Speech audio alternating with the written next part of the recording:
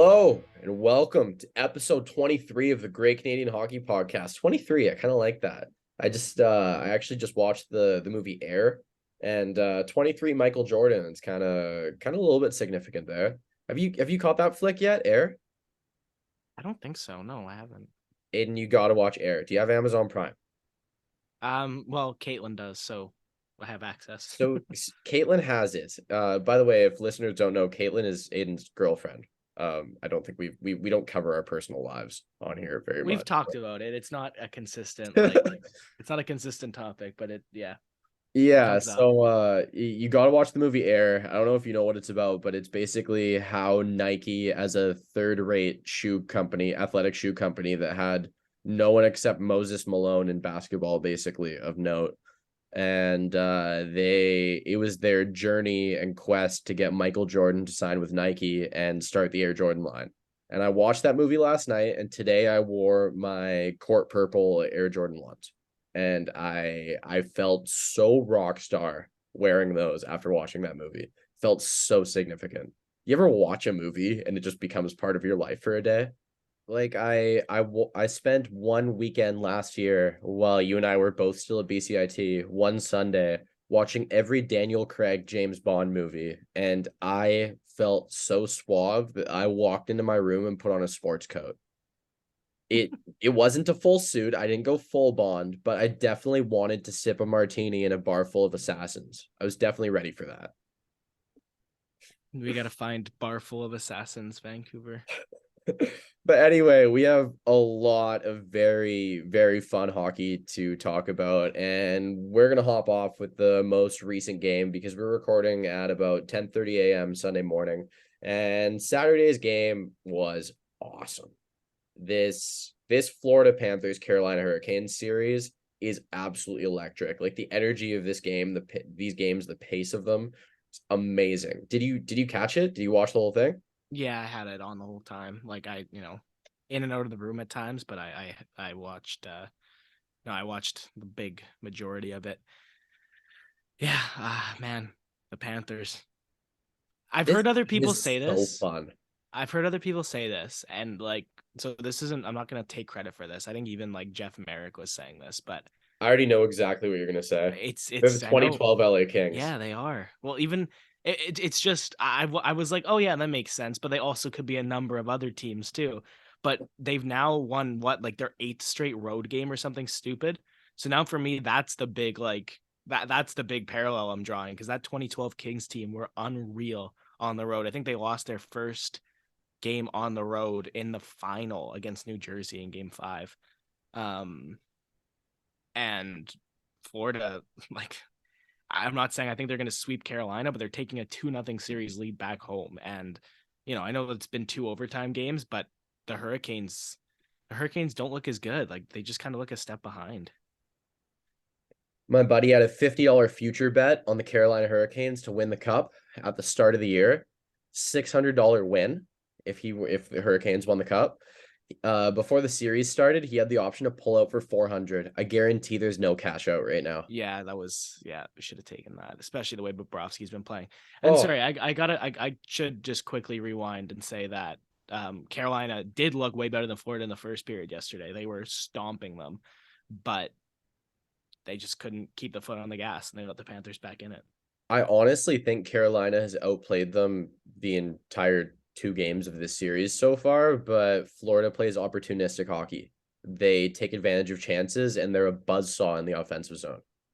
Yeah, no, I don't disagree with you. I just watching it, and I'm kind of speaking just based on the way I'm feeling while I'm watching it. I never feel like Florida are really ever in trouble. Like when the goal went in, when Jack Drury scored yesterday, that Yeah. was the first time in the whole series that I actually was like, or sorry, the only time in the whole series where I was like, oh, okay, this is Carolina's game.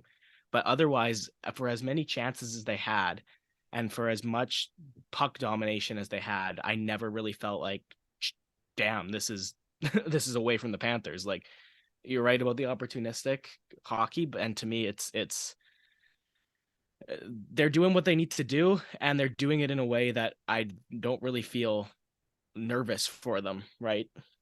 So we haven't broken down really what happened so far, but we keep saying the whole series, and they've played 2 games, but they've damn near played 3 games with all the overtimes. Like first game goes to quadruple overtime. Absolutely insane. I had it on the side TV at work. Amazing. Just absolutely amazing.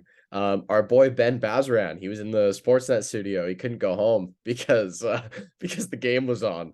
It was going too late, and he was not allowed to go home. And you know damn well that our boy had a tea time early in the morning, and he definitely wanted to go home and sleep, but job's not done. Job's not finished. What do you say? That's Job's not that's finished. that's uh that's funny because that's 100% something he would have said in that Yep. moment. And he would have gone, nah, nah, nah, nah, nah, nah. Yeah. But Yeah, yeah, so it was been 4 full overtimes too. It's not just oh, like it ended at the start of quadruple overtime. I gotta say, I'm a little bit ashamed of it. I fell asleep on the couch watching it. Like it wasn't intentional. I think it was in the intermission between overtimes 3 and 4. I just passed out, and I woke up like maybe an hour after the game had finished. can you imagine being on the East Coast for that game? The people were falling asleep in the seats at the game. They kept putting the camera on people snoring while watching quadruple overtime. Have you ever seen that before? Have you ever seen on the broadcast people snoring at the game at a playoff game? No, I don't. Not that I can recall. And I know there are people who are drawing parallels to like the Columbus Tampa game that went 5 overtimes 3 years ago, but that was like an afternoon start. Yeah. So that is so different than playing into the very late hours of the night. Was it not 1 a.m.? I'm pretty sure it was 1 a.m. Eastern. I And thought it there's might have people in been. the rink. I thought that might have been later than that. Like 1:45 or something Yeah, like that. yeah. I do Even not remember. security, like you think about all the arena staff. Like they went in there thinking, Well, "Oh yeah, I'll go home, get some food, make dinner." I want to know, do they get paid hourly or by game? I imagine it would be hourly. Has to be hourly. It's the NHL. Yeah, It's yeah. probably a salary position, right? It depends on what you're doing, right? Like Yeah. if you're employed by the arena, I imagine it wouldn't be a salary. Like Um, I'm pretty decent friends with a girl who graduated from BCIT the year before us. She used to do guest services and 50-50 for the Canucks, and now she does it for the Oilers. And I'm pretty sure like that's a pretty decent gig. yeah, I know I've known people who've done both kinds of jobs. Like I had somebody who was like an usher at Rogers Arena, and yeah, somebody who did like merchandising, and yeah, no, I you know, anything that gets you in the door as far as the sport is a good thing. So I gotta ask, what's your outlook on this series right now? You look at the Panthers being up 2-0 in the series, Matthew Tkachuk, 2 overtime winners, walk off after this overtime winner. Quick Selly walk off. Probably the most alpha celebration I've ever seen in the NHL. Just walk off, done. See ya. It's Matthew Kachuk's world right now, and Carolina is just living in it. It's absolutely wild. I I am so invested in this team. Like, I haven't had a dog in the fight for a while, and I just want to see this team continue doing crazy things. And for one reason other than they're awesome, Sam Reinhart, West Vancouver product. That would be a sick player to win the Stanley Cup and bring it back to Vancouver. Amazing. And the first and probably only Reinhart. Wait, no, did Paul Reinhart win the cup? Their dad? He was a Calgary Flame for a while and a Canuck. I don't think he won the cup. He might have with that Lanny McDonald win. I'm not sure. Can you fact check that, producer Aiden? No, he left the year before. Oh, Yeah. that's terrible. So yeah, that could be the first cup, first and maybe who knows, maybe only cup in the Reinhardt family of 4 guys to play NHL hockey. It's not going to be Griffin or Max. Both are no longer in the NHL. It would have to be a future Reinhardt that is yet to make an appearance or even maybe be born. So Kachuk or Bobrovsky, who's your Conn Smythe winner right now? Kachuk. I I would have said Bobrovsky before these 2 overtime goals. Like, it's hard to argue with how clutch this guy's been now. It's 3 in the playoffs, which already. What about the diving save to knock off the Burns pass from Tkachuk? He's making saves too. Like it's He's playing again. I think I said this earlier in the playoffs. He's playing the best hockey I've ever seen him play. This is the most committed to winning I've ever seen him be. I if the playoffs ended now, I'm giving it to Tkachuk. I have a suspicion that if Florida ends up winning the cup, it will eventually be Bobrovsky's MVP, because the way I see this going, like I very often am a big the goalie is the MVP person. Like so much falls on their shoulders. Like last year, Jerkin was my heart number one all year till the end, and very often in the playoffs, I like to err on the side of goaltenders. Vasilevsky, I thought, was a deserved winner. I have a very fun question for you. If Bobrovsky wins the Stanley Cup and Conn Smythe to go with his 2 Vezinos, right? Is he a Hall of Famer? Yeah. Slam dunk, I think. That's what it takes. I think I think he's probably not right now. No, and which is crazy because 2 Vezinos, but like you look at other guys who have won a couple Vezinos and a lot of them have got in, I think. Yeah, well, and the other thing too is like we'll see, because there's this group of goalies, right? There's this like Jonathan Quick, Carey Price, Corey Crawford, Marc-Andre Fleury. You can probably not loop Matt Murray into it. That was probably a little bit past. Henrik Lundqvist. Like, I want to see how many of those guys get in, right? I want to see what the bar is. Quick, Fleury, and Price are the locks, I think. Yeah, like for me, and I think like if somebody like a Crawford gets in, that's when I'm starting to be like, okay, Bobrovsky can get in with his Vezinas, because Crawford never won any individual hardware, and I feel like individual hardware is a must. Yeah, well, and he was, you know, like he had very, very good stretches of form, but he was also at times below average, right? So I think it depends. It depends what the bar is, right? That's kind of what I'm trying to say. And you know, I don't think Crawford's a Hall of Famer. And then like I said, I think it's kind of gonna circle back around to the, well, what about a Lundqvist, right? Because if Lundqvist was one of the best goalies in the league, but you have to start thinking, what did he really accomplish that Bobrovsky didn't? And you know, the answer might be not much after this year, if anything. Bobrovsky is well on his way to at least being a Conn Smythe contender. Yeah. Anyways, 2-0 Florida in Carolina, both games. The Hurricanes have not played poorly, but never really looked like they knew what to do with the Panthers. You know what I mean? Does that make sense? Yeah, I know what you mean. I know exactly what you mean. One thing I kind of want to highlight, 2 things actually. Number 1, Jesperi Kotkaniemi is maybe Carolina's most valuable forward right now. No, we talked about this earlier. I don't just like he definitely did. Yeah, well, I mean, he did. No, who took the penalty in overtime yesterday? Was it him? I can't remember. It might have been him. I know he was on the ice, but yeah, like he, at the end of the day, like, you know what he's starting to remind me of, James? Nino Niederreiter. Do you remember Niederreiter? He got drafted 5th overall by the Islanders. First season, played 55 games, scored 1 single point. It was a goal.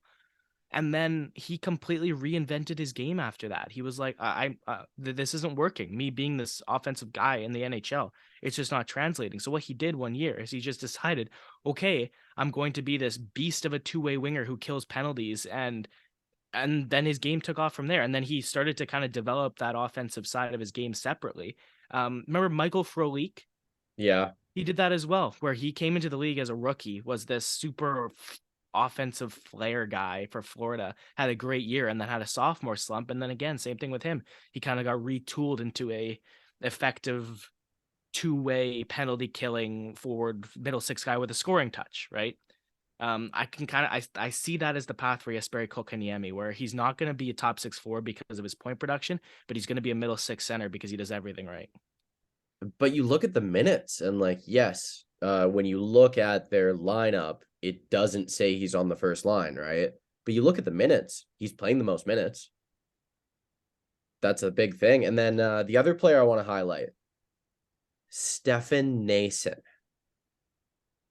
the centerpiece of the Bobby Ryan trade coming back.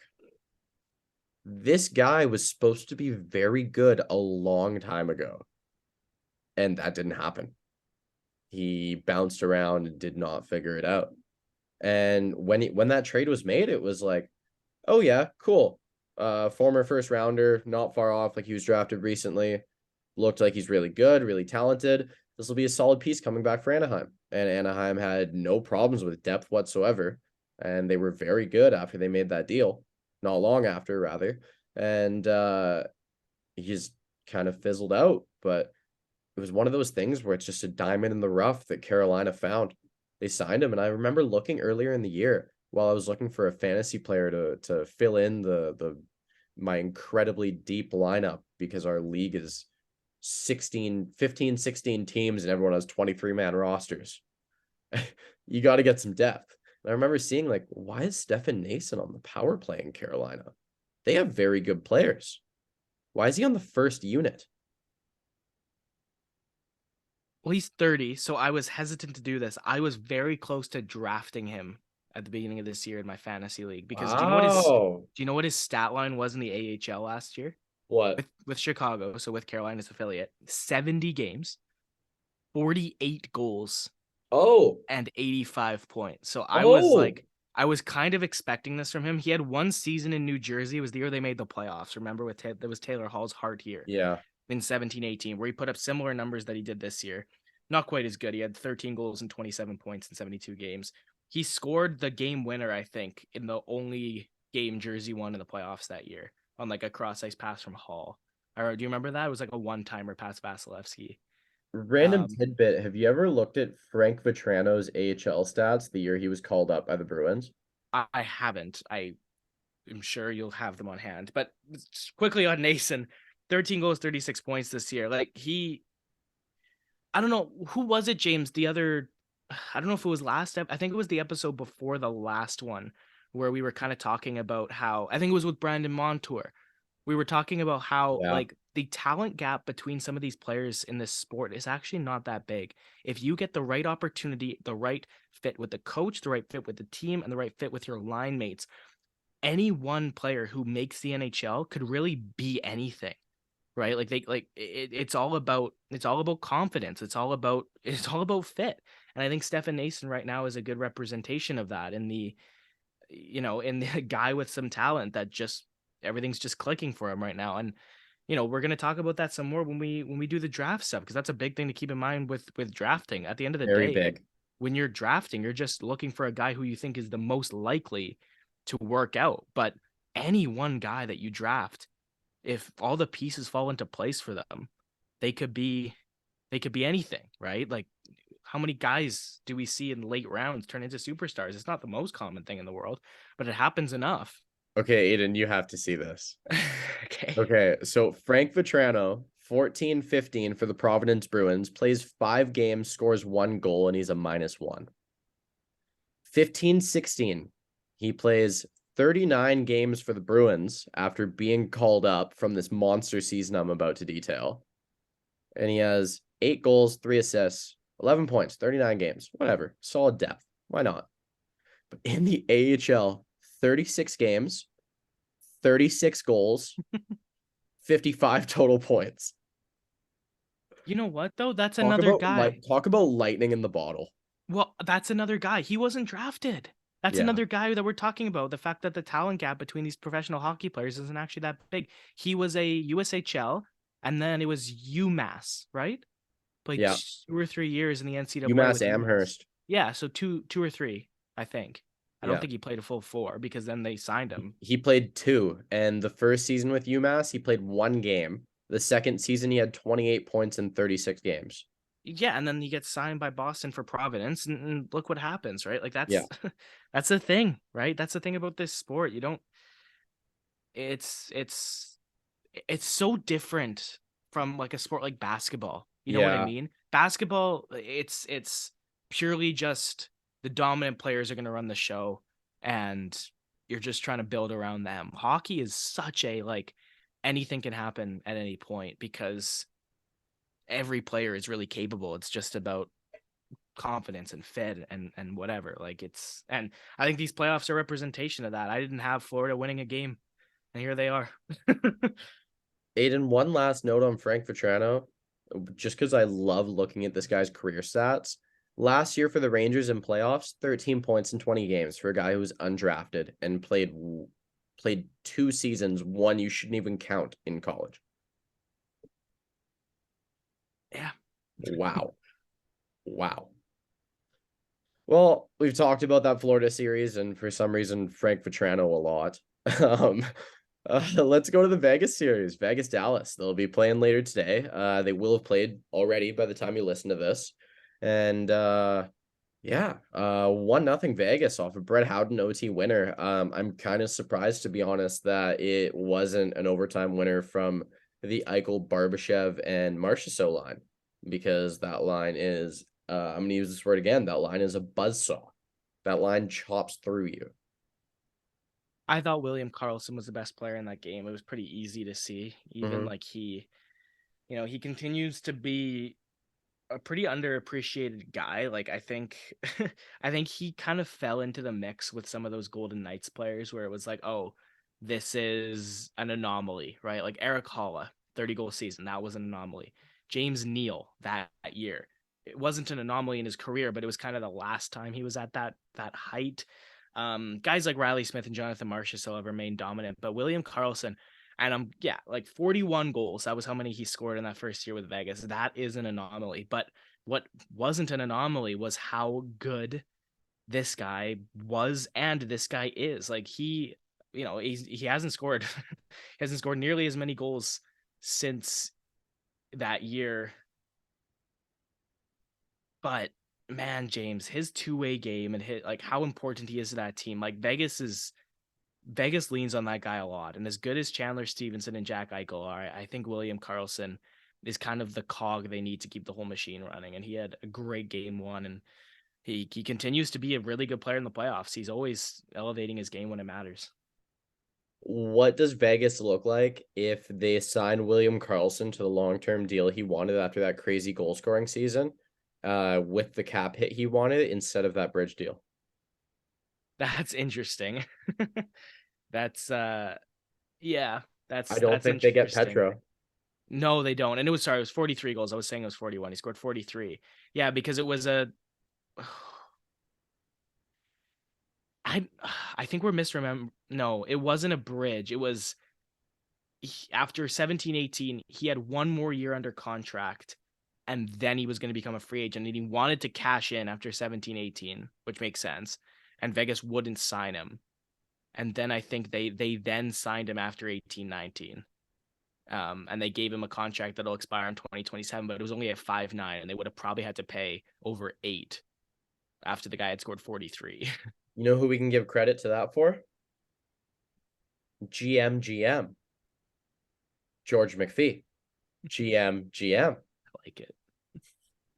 I have a buddy from Britain, Great Britain. He lives in Darwin, England, and for some reason he is a massive Washington Capitals fan. His name is Daniel Hotley, and we call him Grabo because he has a Mikhail Grabovski jersey. And I guess our friends met him playing like club or Call of Duty, or like NHL, like ESHL club or Call of Duty or something like that.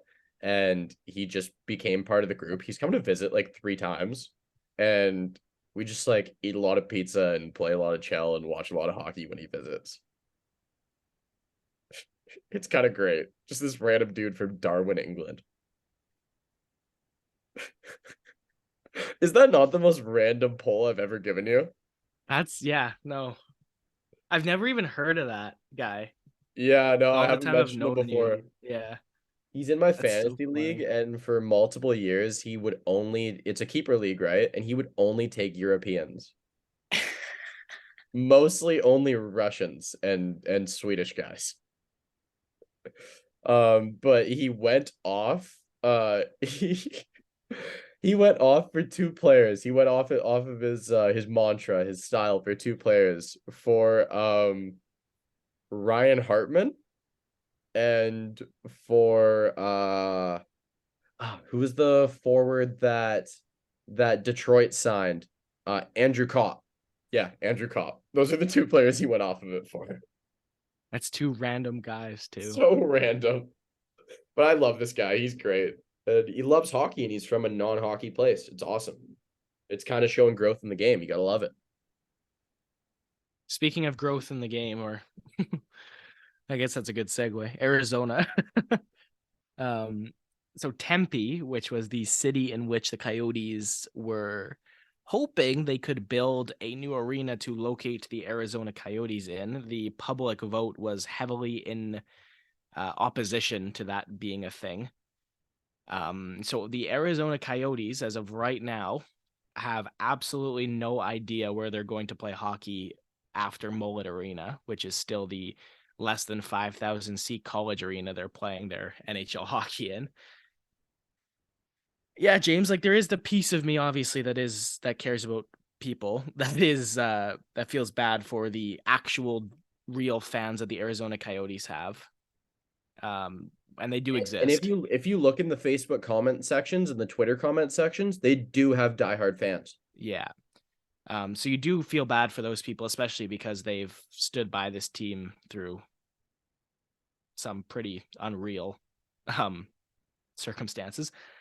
So now the big question is the Arizona Coyotes are probably going to get relocated. There's still hope for Arizona to try and stay in Arizona. I know there's some talk that the Phoenix Suns, who have a new owner, the Coyotes are going to try and approach the owner of the Suns and see if there's a way to change the Suns arena where they play basketball into an arena that is fit to accommodate a hockey team.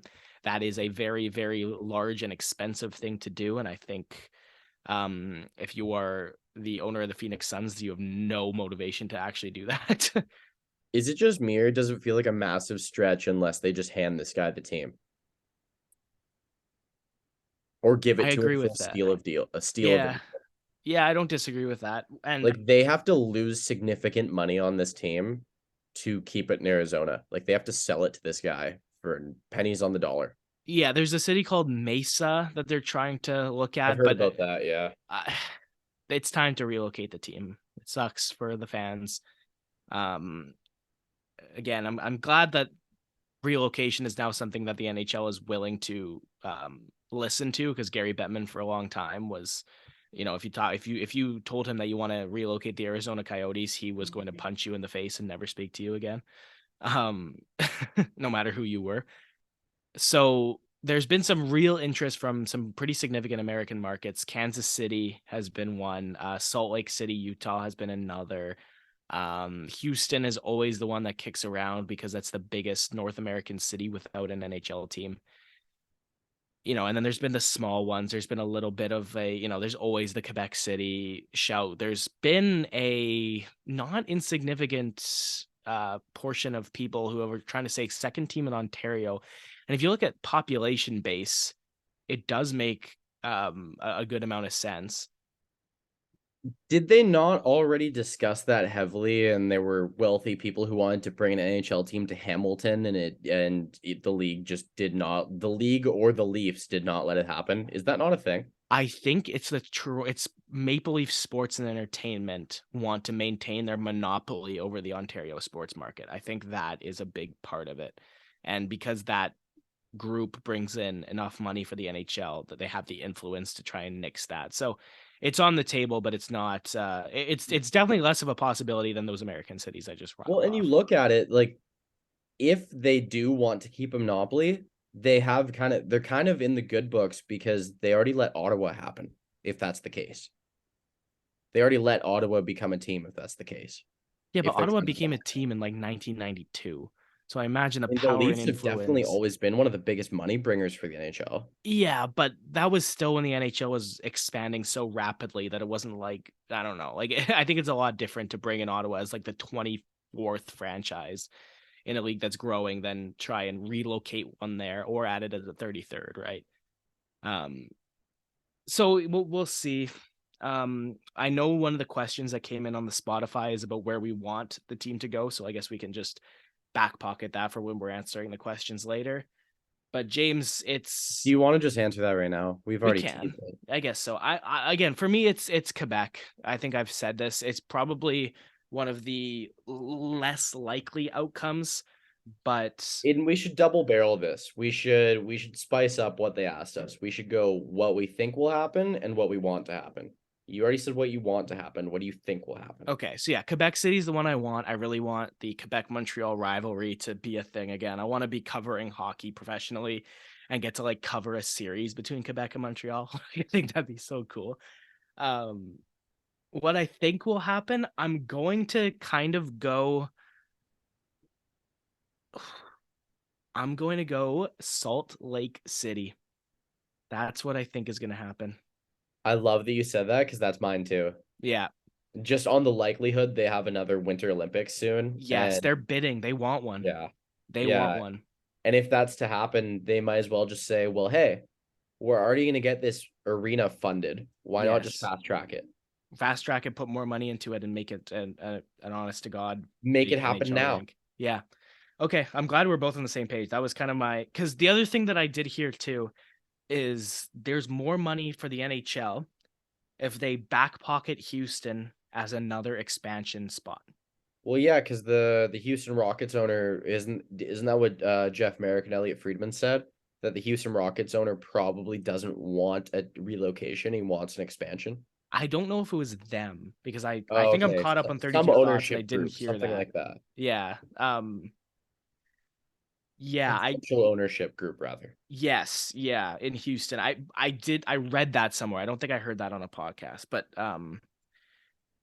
Oh, and I still have to say what I want. yeah, where do you want it to go? What I want is ridiculous. It's a pipe dream. Well, I guess so is Quebec in a way. Like I want Atlanta 3. I want Thrasher's rebirth. The third crack at Atlanta hockey. That's what I want. But I'm at a tie because I want that, but I also want Patrick Mahomes to be the half owner of the Kansas City Coyotes. Did you see his tweet? yeah, I did. He said Kansas City Coyotes has a nice ring to it. It does. I don't actually disagree It with it. really does. Um And it could be like the kind of thing where the Calgary Flames, there's no reason that the Calgary Flames are called the Calgary Flames. They were the Atlanta Flames before because of a massive fire that was in Atlanta, and I'm not sure why you would name a team after a massive fire that destroyed parts of a city. the But Colorado Avalanche, but yeah, I Carolina mean there wasn't an Hurricanes. avalanche destroying the city though. Well, Carolina Hurricanes. Okay, yeah, you know what? That makes sense. So what? The Florida Panthers are named the Florida Panthers because a group of Panthers came in and attacked everyone. Not necessarily, but I'm not saying every team. I'm saying it's happened. The Toronto Maple Leafs are called the Maple Leafs because a bunch of leaves fell and caused distress. Sure, James. And honestly, man, the fact we're still talking about expansion, like 32 teams is enough. I know that's what I was gonna say, but dude, the NHL gets $1 billion every time there's an expansion team, right? That's the big thing is how much the teams make off it. And then Vegas and Seattle, not only are Vegas and Seattle up there in terms of revenue and ticket sales, but their AHL teams like the Henderson Silver Knights and the Coachella Valley Firebirds are also up there in AHL revenue money makers, right? So if Seattle and or Vegas hadn't worked out the way they did, I definitely think the book on the expansion for now would have been like not only closed but locked in a box and and put in a safe for maybe another time. But because of how successful everything is, I think that's the motivator. So we're gonna see, I think, a new team when Arizona relocates, but I think we're gonna see another couple as well in the next maybe 5-10 years. There's two reasons I love the idea of future expansion. One, more money for the league means things go better for players. Players make more money. The league is more brave and more willing to do experimental things. And number two, more players get a chance. Is Daniel Sprong playing that important of minutes right now or in playoffs? If if Seattle doesn't get an expansion team? Probably not. That's worth saying. That's a very good point. I want these guys to all get a chance. There's enough good NHL players, good hockey players right now that you could For make 40 teams. Yes, yeah. If you look at some of those guys in the AHL, well, look at Stefan Nason. He was a full-time AHLer last year, scored 48 goals, right? Like, and if you look in the AHL, there's real talent there. That Are you just telling me that there aren't guys who are playing in Switzerland right now that wouldn't have been good enough to be on an NHL third or fourth line in the 80s? well, look at the World Hockey Championships. Yeah. Switzerland's 5-0. They just beat Canada. Yeah. A lot of those guys aren't in the NHL, but they're good enough. Anyways, Nico Heischer's there right now, isn't he? he is. Yeah, he scored against Canada. Yeah, that's definitely a big part of it. Yeah. Nico Heischer is fully arrived. Yeah, well, I mean, I think Patrice Bergeron is going to win the Selke this year, but Heischer's going to finish second. Like, I don't think that's a question. Random think- mild conspiracy. Do you think even if this is a hypothetical, if Heischer, Marner, Barkov, all of these other guys had better defensive seasons, better two-way seasons than Bergeron, do you think they even win it because this is probably Bergeron's last year? If it was known as a fact, if Patrice Bergeron started this year saying, this is my last year, I would have agreed with you. I know it seems like a certainty now and with the benefit of hindsight, but the certainty really was only when we saw the way he acted after they lost, right? Then that was our tip off, like, okay, he's done. But the way he played this year, I know how good Boston were.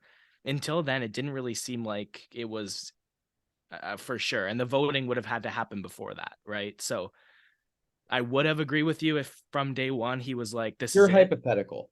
Yeah, and so I'm saying hypothetically, if the context had been established from the start of the year, I would agree with you. But because it wasn't, I don't think so. And he had a good enough year, right? Like it wasn't. And I should make this abundantly clear. I am in no way saying Patrice Bergeron is not deserving of another Selke. Yeah, he'll win In it. zero way. I do think we need. I think we should this will be a summer thing because of course, we have to keep the as close to weekly uploads. I know there are some people that will every time there's not a weekly upload, I get texts about where's the episode. So obviously in the summer we're going to try and stick with a weekly schedule. And I think it's worth doing. Let's rename the awards. Right? Okay, it's time. I'm just gonna tease that right now because when we do that, I want us to throw in other awards that we want to exist. And I'm gonna throw one in right now, the Cam Ward Trophy for Playoff Rookie of the Year. Okay. That's hard because there's not always like one, right? Why there's Johnston? Years.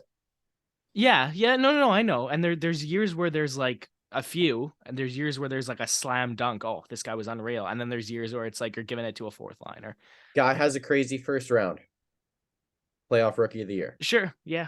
I can completely if there were no other rookies, do you give if Ty Cartier's performance was the most significant one, is that Playoff Rookie of the Year? Well, that's what I was gonna say is look at the Conn Smythe. The Conn Smythe is playoff MVP. Arguably, there's a very legitimate case to be made that the most valuable player in the playoffs last year was Connor McDavid. But there's no way, shape, or form he was going to win that, losing in the conference finals, right? So that's where you're going to get to with playoff rookie MVP is like, okay, are you going to look at this as a whole and pick somebody who played 1 or 2 rounds, or are you going to limit your search to the finalists, right? So anyways, that is very much a or you could do rookie MVP of the playoffs, most valuable rookie to his team. Yeah, but even then, we're still going to run into the... It's such a stretch. Yeah. But it's a fun stretch. It's a nice hypothetical. I like it. I don't know if I like it as a major award. Like, let's include it in, like, the all-star team voting or something. I need to email this to Jeff Merrick. He would be all over this. He's such like obsessed with this. Yeah, he likes random stuff. So Kyle Dubas is no longer the GM of the Toronto Maple Leafs. Some very interesting comments from Brendan Shanahan. This is, Please run it through, read it out before we give our opinions. oh God, I need to find it. Do you have it more handy than I do? So I have to, yeah, go James, look it up. But um so yeah, Shanahan had the press conference after they had split ways, and he was very transparent about the whole negotiation process and the wants and the asks of both sides. And yeah, so Dubas, he'll get another job if he wants one, right? There's going to be teams lining up to try and get this guy on board. The Pittsburgh Penguins already have asked Toronto for permission. It sounded like it was going to be Toronto or nothing for him this next year. The way he was talking before the Leafs contract extension kind of fell apart was that he wasn't going to come back, and it was going to be at least a year off. He referenced the effect that this season took on his family. All right, let's throw reference out the window. I'll read the quote. I definitely don't have it in me to go anywhere else. It'll either be here or it'll be taking time to recalibrate and reflect on the seasons here. You won't see me next week pop up elsewhere. I can't put my family through that after this year. That's from Kyle Dubas. Yeah. So as much as we've heard factually that Pittsburgh have asked Toronto to talk to him, that's probably not happening. I don't know if the speaking to him is happening or not, but the Kyle Dubas won't be the GM of the Penguins next year. So I have to run through Shanahan's comments now. Yes, yeah. While watching Kyle's press conference, there was a dramatic shift in my thinking because he said before that there was pretty much a deal done. Like the president noted the two sides had pretty much finished a deal that reflected what Dubas wanted before his press conference. And then basically Shanahan reconsidered after hearing what Dubas said. And then he goes, because Kyle might not want to be GM. And I have to take that very seriously. That is very hardcore. That is very hardcore. I have never heard that in the NHL before. Have you? No, I haven't. And I haven't even... I can't even really remember when a president was that open about even his line of thinking when it came to contract negotiations with his GM. Can you? Is this the first time that Brendan Shanahan as a player has shined in as Brendan Shanahan as the president of hockey ops? Potentially, yeah. Or president of the Leafs, rather. Like, I think that's the first time that hardcore, hard-nosed, power forward Brendan Shanahan player has shined in like that in his position, because he's been a fairly quiet guy. And that's not who he was as a player at all. Far from it. It's very, very interesting to see, and it really, really makes me think about what is going to happen with the Maple Leafs. Aidan, we don't have this in our run, but we're on the Leafs right now. What is going to happen with this quote-unquote core four? It's going to completely depend who they hire as the GM. Like, we can't... There's nothing... There's not. We have no idea who's making the decision, right? Like, if it gets to July 1st, Austin Matthews is going to handcuff this team and probably walk to free agency. I think they're going to let him do it, James.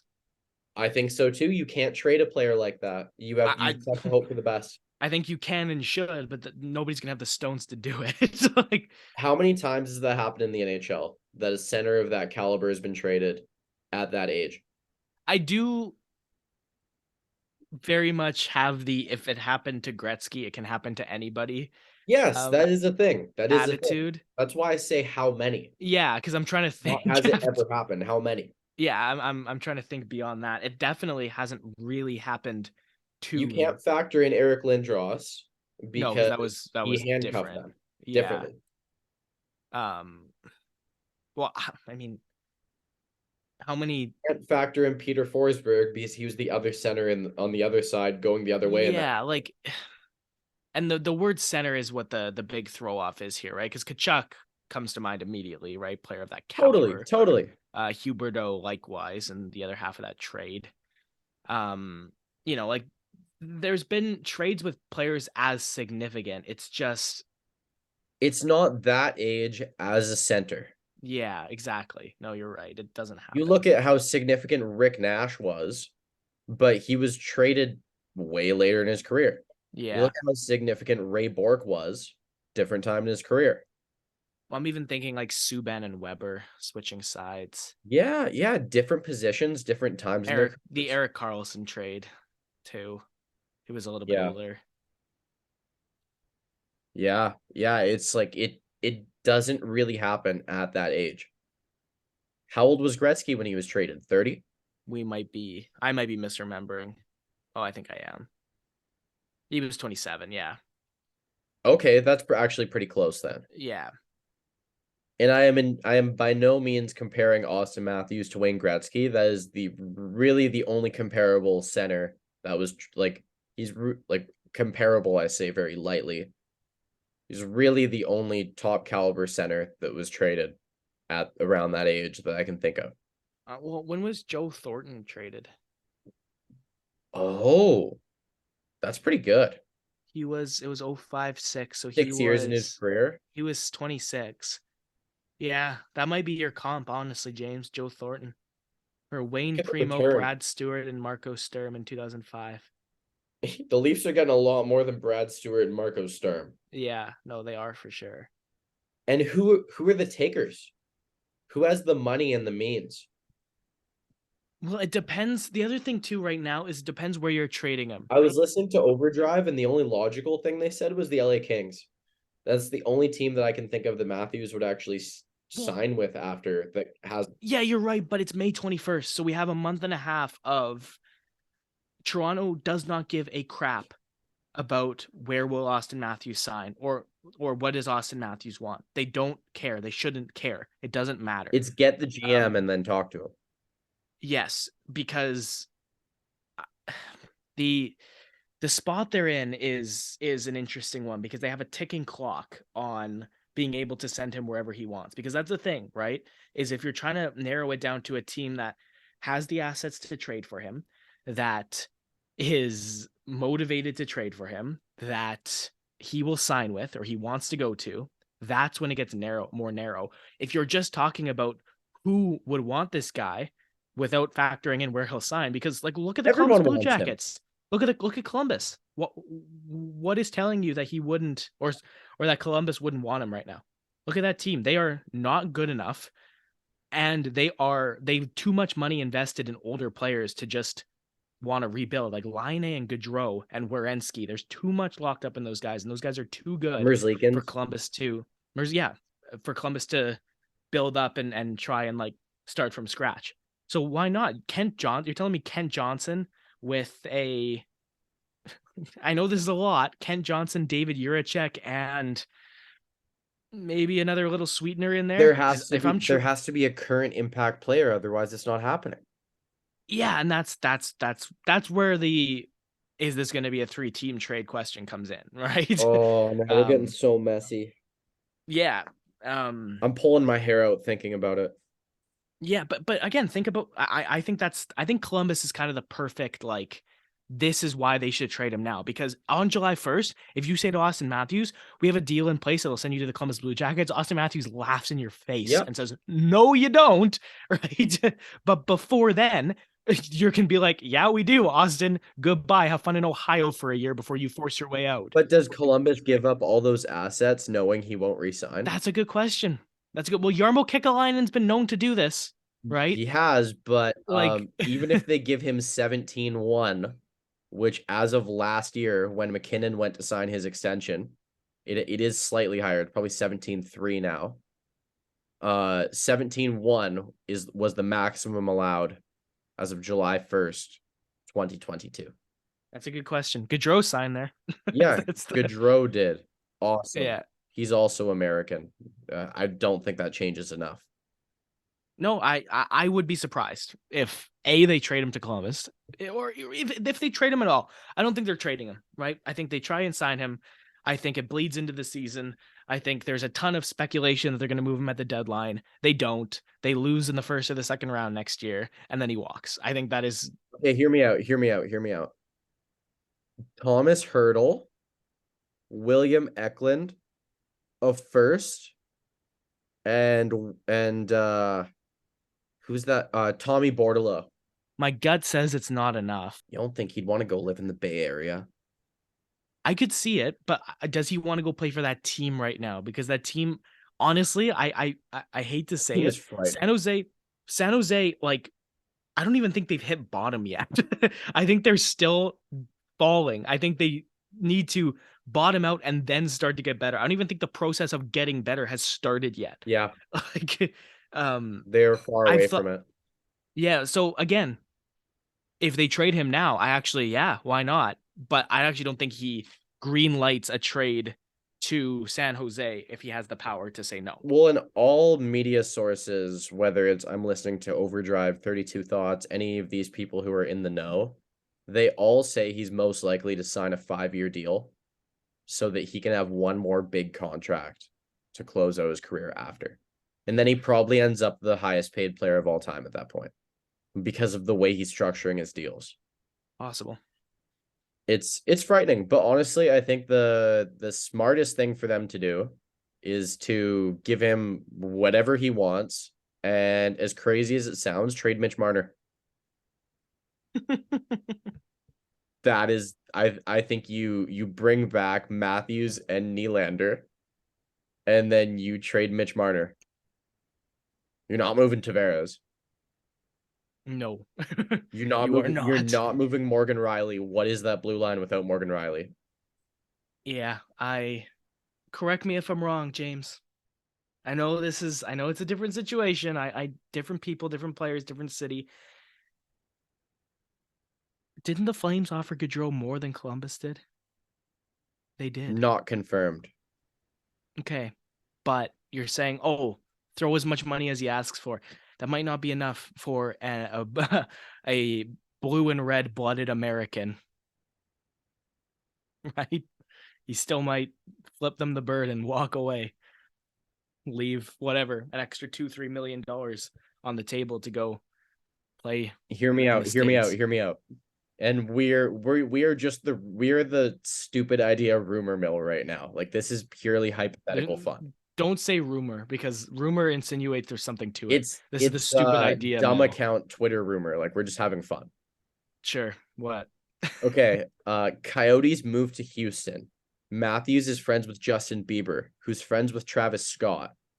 Travis Scott is from Houston. Matthews talks to Travis Scott, who ends up being part owner of the Houston whatevers, and convinces Matthews to go over there. That's the biggest reach that we've said. Biggest reach of all time. Yeah. Honestly, James, if the Tempe Arena had been approved last week, I think that's his destination. Yeah. Yeah, totally. 100%. He goes and kicks he goes and either lives with Clayton Keller or kicks Clayton Keller out of his house and lives in his house again. Yeah. Okay. We have this has happened, I think, on this podcast. Hasn't happened too often. It's just in. So yes, this just in. So on the rundown I wrote Craig Conroy seemingly favorite for Calgary GM job. Craig Conroy, reported by Darren Dreger this morning, is now officially going to be the new general manager of the Calgary Flames. He was a assistant GM to Brad Treliving. They hire a rookie. Yeah. Yeah, it's who did the report? I like to credit reporters. Drager. As per Darren.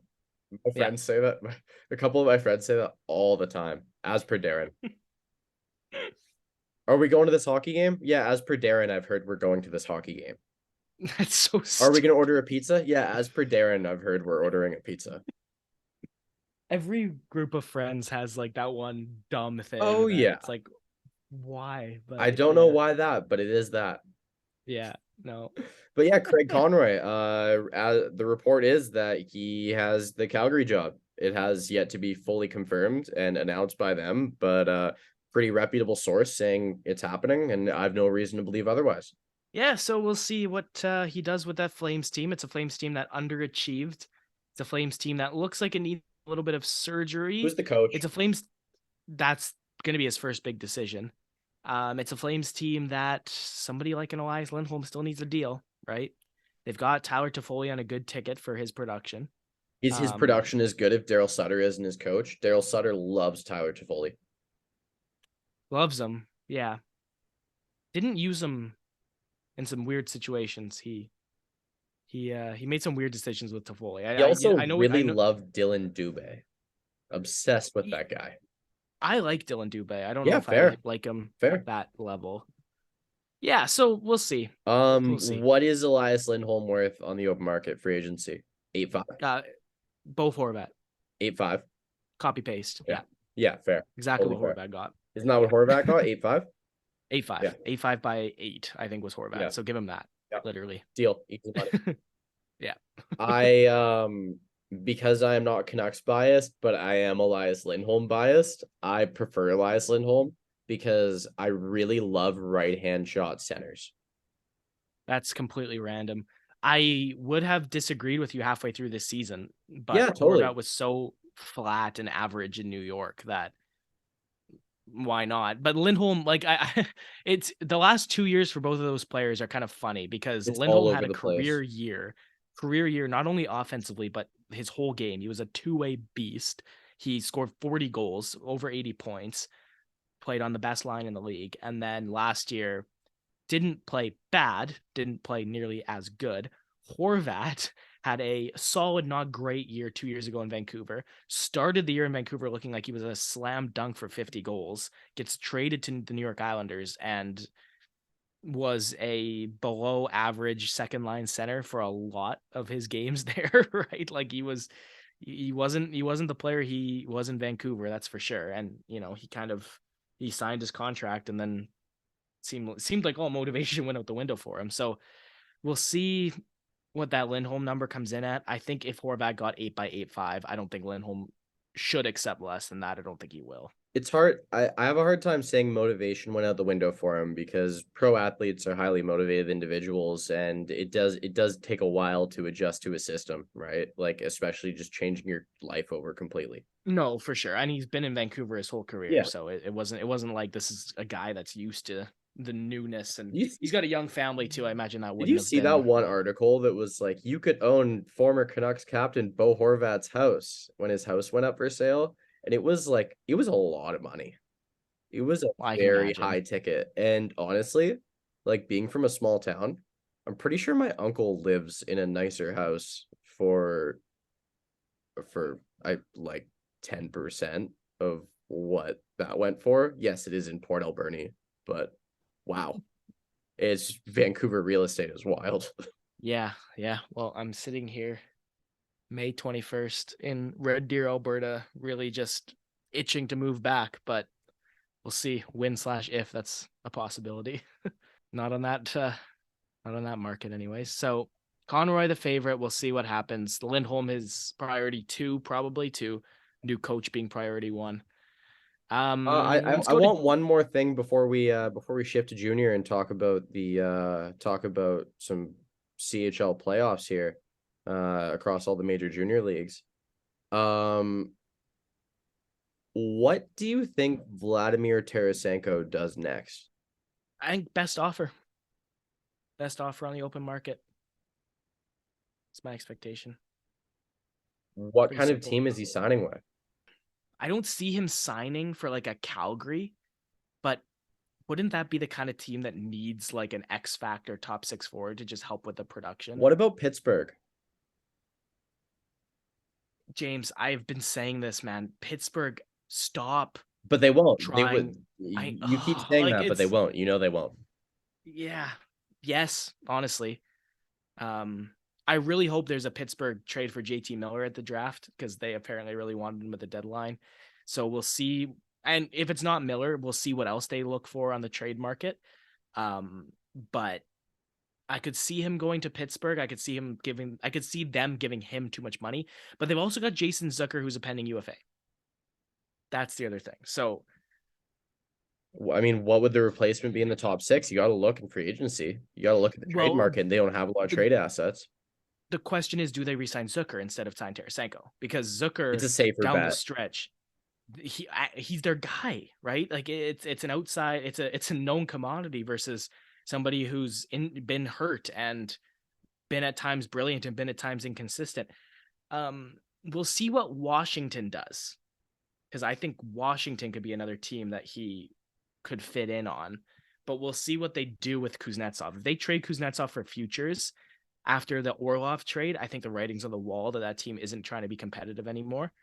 But if they trade Kuznetsov for guys they want to help them win now, I could see them going after Tarasenko. Yeah, I mean, because Ovi's going to tell them, I need somebody. Yeah. Like, Oshie's not going anywhere, so that's something. John Carlson's not going anywhere. So, like, he has some guys, but he's going to look at them and say, hey, look, like, I know we are not the team we used to be, but I want to be competitive and win some games here. Yeah. So, definite possibility there. We'll see what Boston does, James.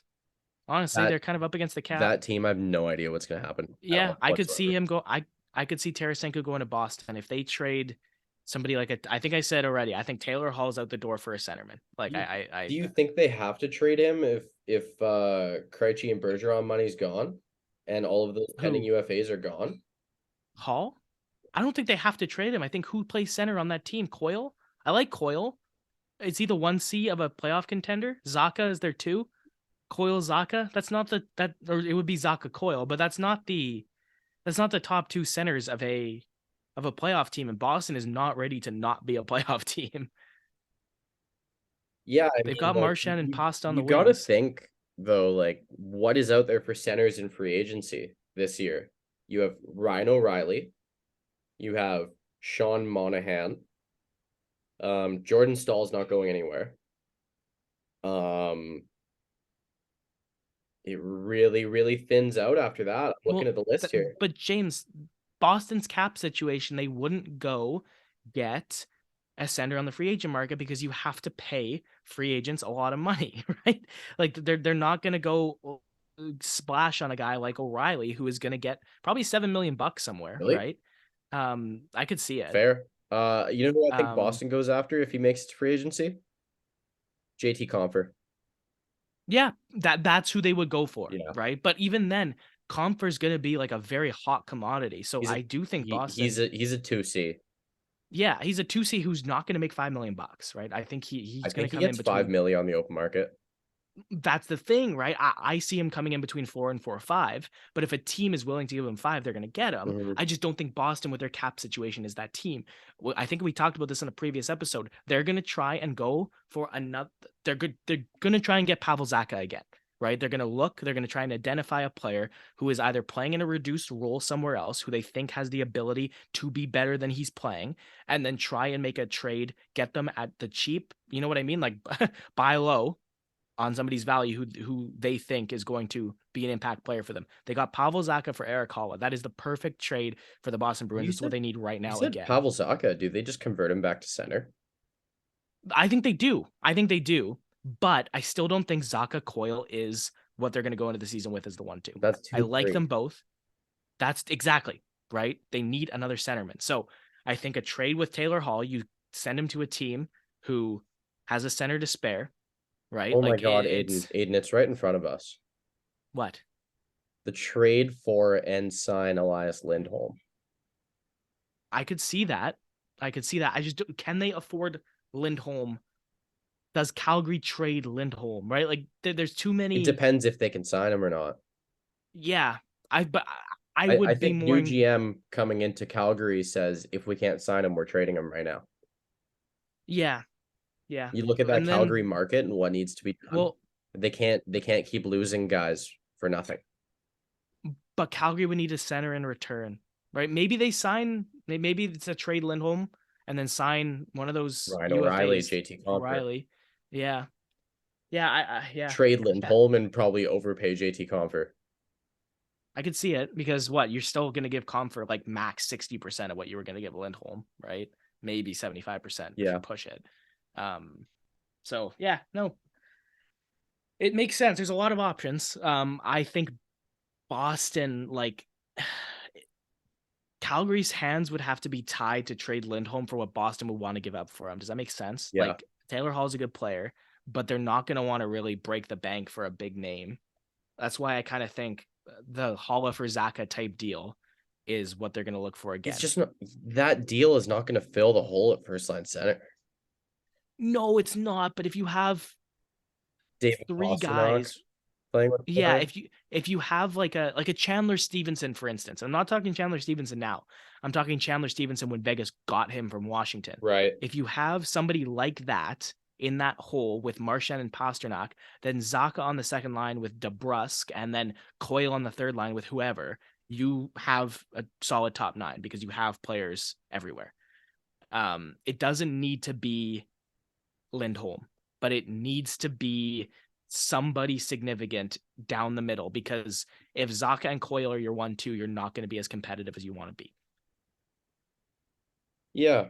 Yeah, I have no idea what happens with that team. That's why this is such a spitballing session. Yeah, I mean, it has been. Let's go to junior before we Get too far. segue further. So the Seattle Thunderbirds beat the Winnipeg Ice in the final. Again, the writing had been on the wall that was going to be the final, and Seattle was going to be the winner for a while. Dylan Guenther's going to the Memorial Cup to play against Logan Stankoven. So two Team Canada World Junior studs going head to head. Kamloops is there as the hosts.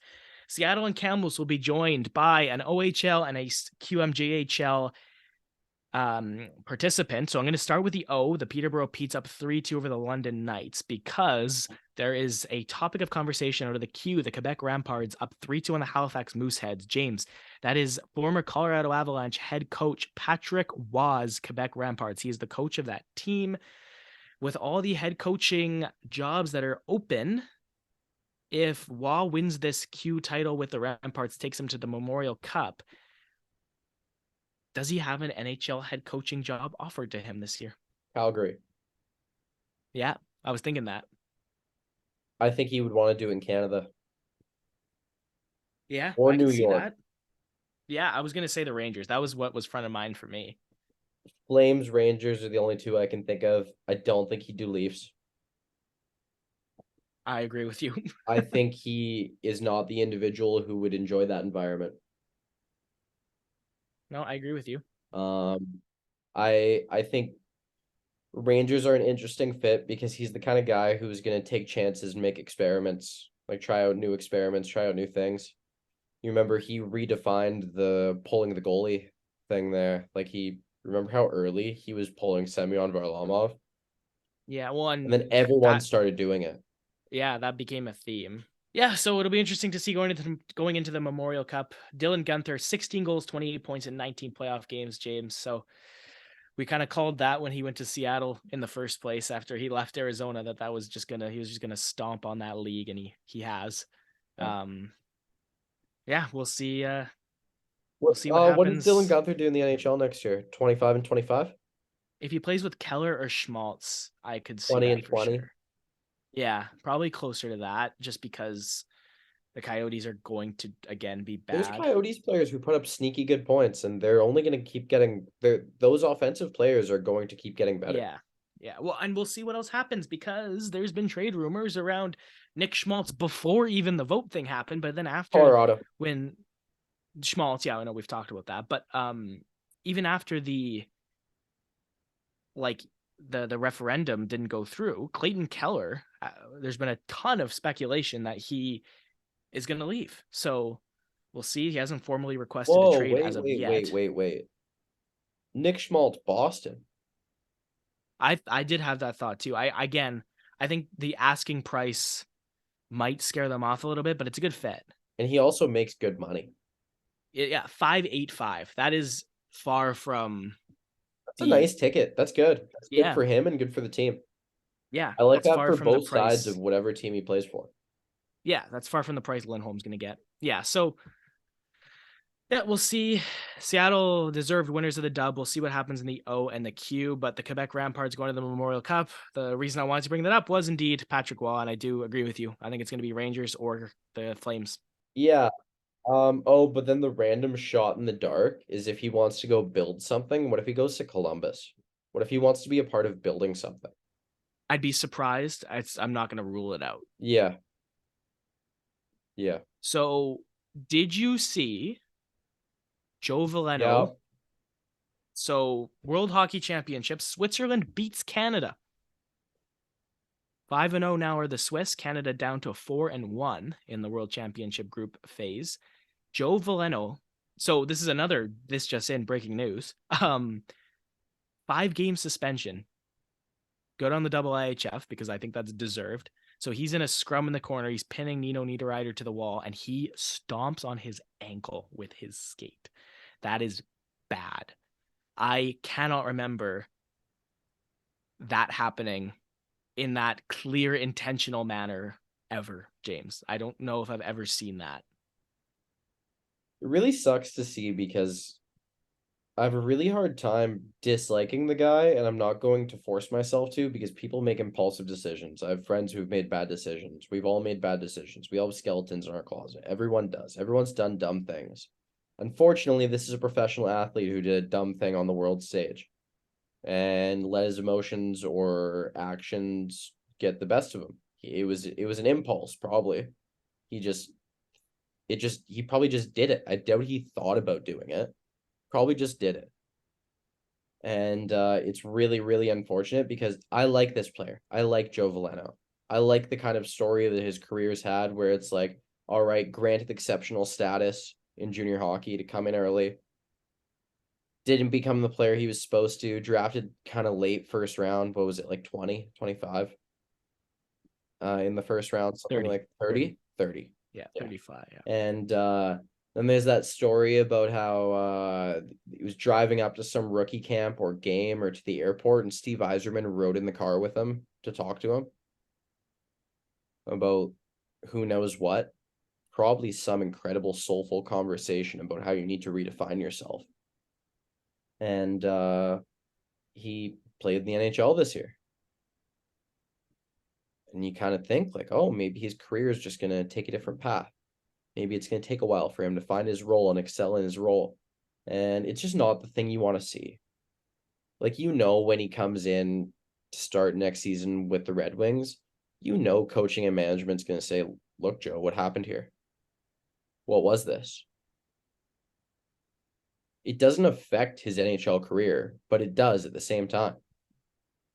I agree with everything you just said. Pretty much to a T. I think the 5-game suspension is deserved. Like, Canada has 2 group games left and then a maximum of 3 games in the next round. So it's basically the IHF saying, okay, you can't play in this tournament anymore. You're done. The tough part is too, like, if he doesn't become a great player, is he on this Canada World Championship team again? Maybe. I mean, and are they going to select him? I think they would, yeah, because at the end are of they the going day, to select him if he's suspended for 3 more games? But they're going through, Yeah. right? So he's going to have the most 2 games left. That's if they lose, and they'd have to be shocked in the quarterfinals, because as of right now, they're probably going to finish second or third, which means they'll play second or third in the other group, which is going to be a solid team, but it's still a game they're going to be expected to win. And then if they win that quarterfinal, then he's done, because even if they lose in the semis, they play bronze. So he would have to lose in the quarterfinal to have the suspension carry over, which is kind of just not going to happen. Or again, even then, it's only 2 games, and then there's still the way these groups work right now, James. There's like, I think 6 games or 7 games for each team, because I think what the IHF did is they expanded Division 1, so you have 8 teams in each pool, and then 4 go through. So if you have 8 teams in a pool, you play 7 group games. So if he's suspended for 2 out of 7 games, I still think he's going to get picked. And then I do agree with you. I agree with you completely that he's in the corner. He's in a scrum. He does the stupidest thing he could do. But it's a second. It's 1 second of a bad judgment call, and then he takes his suspension. He's going to apologize, I'm sure, to Niederreiter, and then I hope he moves on after this tournament. Right? That's what I'm saying. I hope it's a mistake, and then the book is closed, and we call it a mistake, and we move on. Aidan, have we talked about the World Championship much at all before? No, because this is the first real episode we've had where something significant happened in it. Well, one thing I'd like to bring up is I can't recall if it was a 32 Thoughts interview or a Spit and Chicklets interview, but someone who was part of someone who was part of administration at some form for for Team Canada for World Championships and World Juniors and stuff like that, talked about the World Championships and talked about how it's always just a great experience for all these guys. Talked about Ryan O'Reilly going over there when he was playing Colorado, Buffalo, stuff like that, and how he was a guy who would always say yes, he was down to go, because a lot of guys always turn this down. And talked about like the year Crosby went over, talked about having Giroux over there, and all of these guys that they're out of playoffs. Stanley Cup's the most important thing in sports. Next, most important thing in hockey, rather. Next up, Olympic gold medal. Next up, probably World Junior gold medal. World Championship is not high on the list, but it's so important. You're representing your country. These guys don't want to go over there all that bad when they get eliminated from playoffs sometimes. I mean, I'm not in their heads, but you kind of get that vibe just based on how many guys turn it down. And then when they go over there, the Nylander. stories that you hear, how much? Nylander just did, eh? Sorry? Nylander just did. Yeah. Just on that topic. Yeah. He just said no to Yeah, Sweden. yeah. The stories that you hear about how special going over there was for some of these guys. How important it was, that bonding with guys you wouldn't otherwise end up bonding with. It's a pretty cool thing that I don't think is talked about often enough. And something I'd like to dive into in the summer is looking at some of these rosters and looking at some of these storylines from not so talked about tournaments. They had Crosby over at the World Championship one year.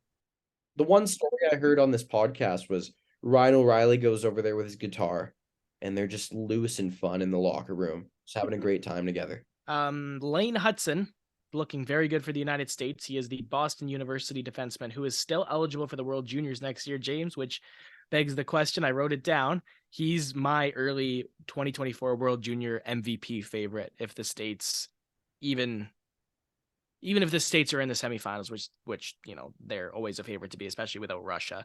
When Russia's in it, there's 5 very strong teams, and then the Czechs are kind of that just step behind that group. Now the Czechs are that 5th team, with Finland, Sweden, the States, and Canada. So this guy, man, like second round pick of Montreal, he skates so well. He handles the puck so well. Like he's going to be found money for the Canadians. He's going back. I think he's already said he's going back to BU for sure next year.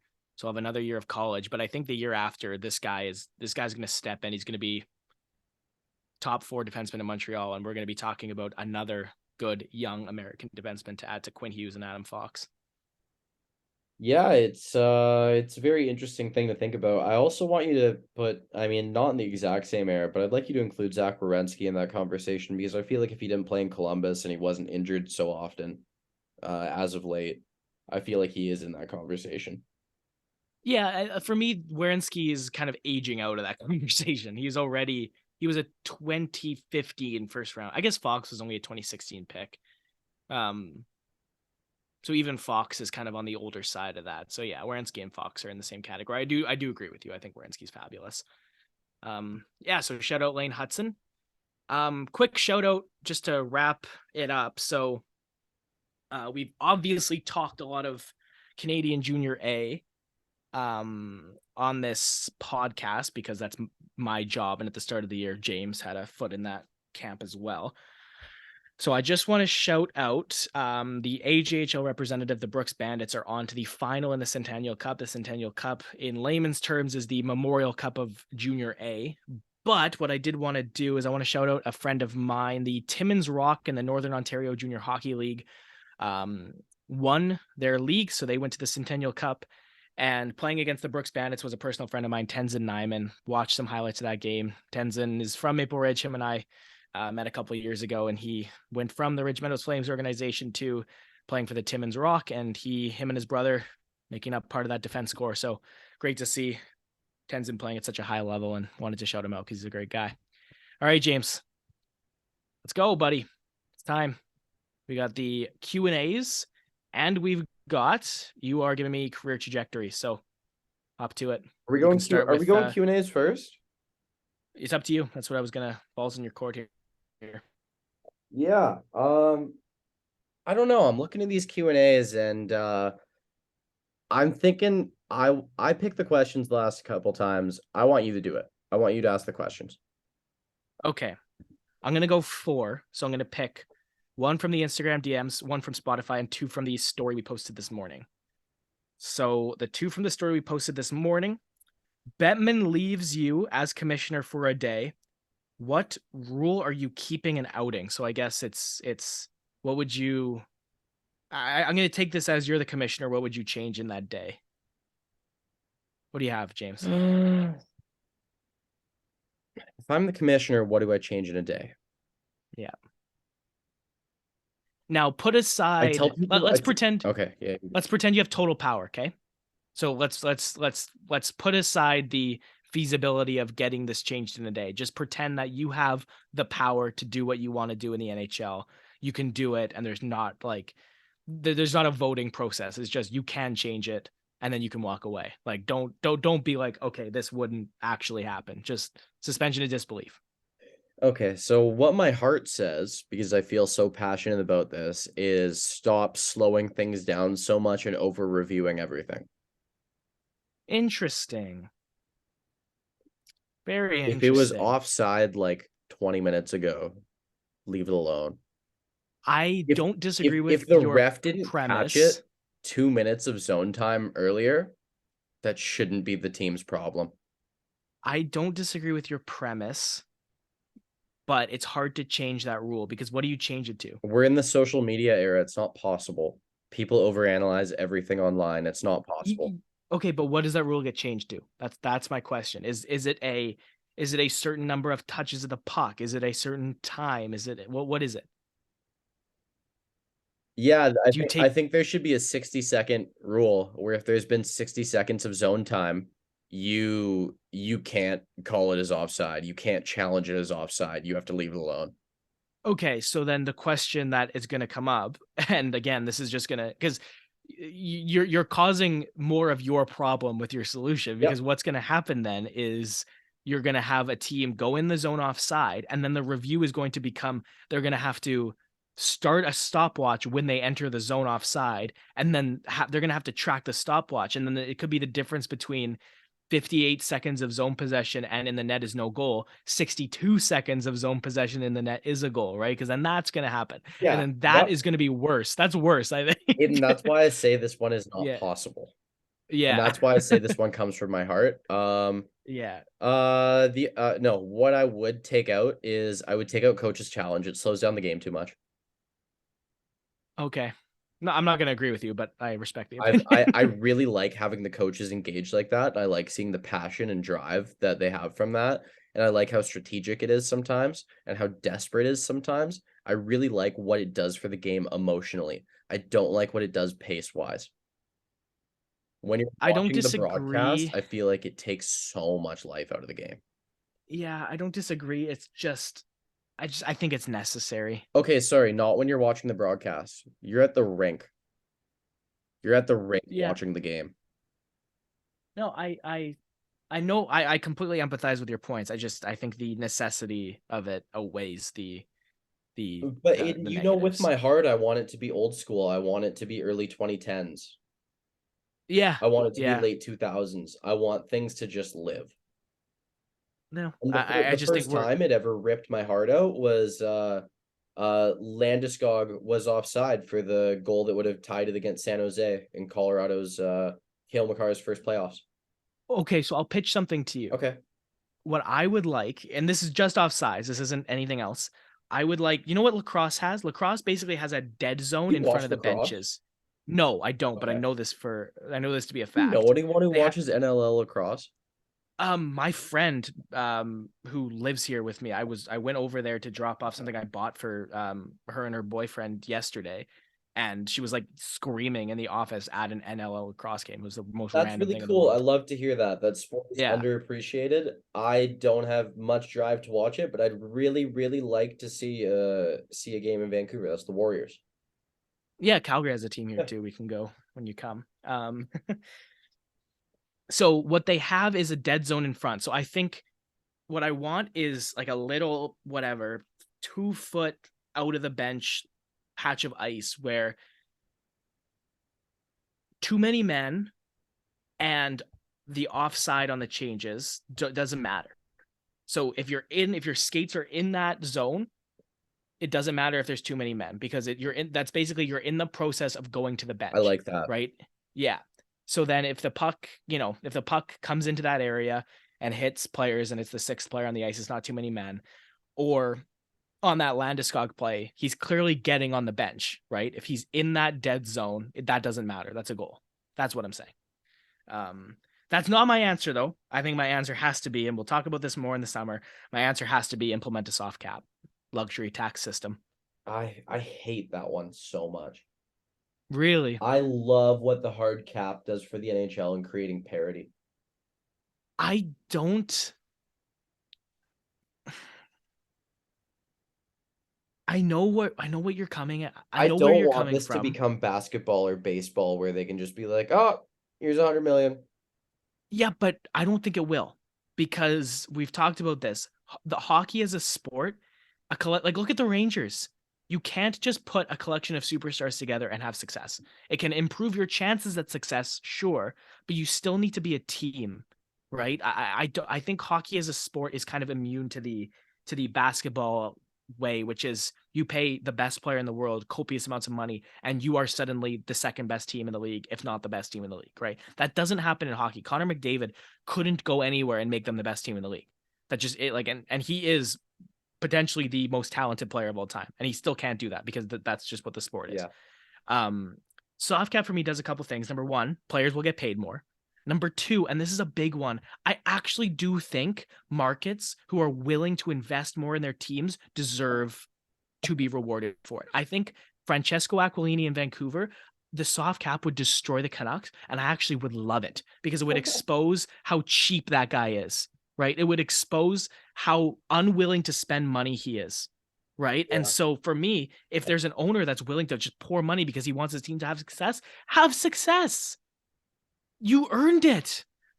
Right? Like, sure, go spend that much money on a free agent because then the player gets more money. And we've seen this a lot in the NHL. When one player gets paid, everybody else gets paid with him. Look at what Darnell Nurse's contract did to that defense market in the hard cap system.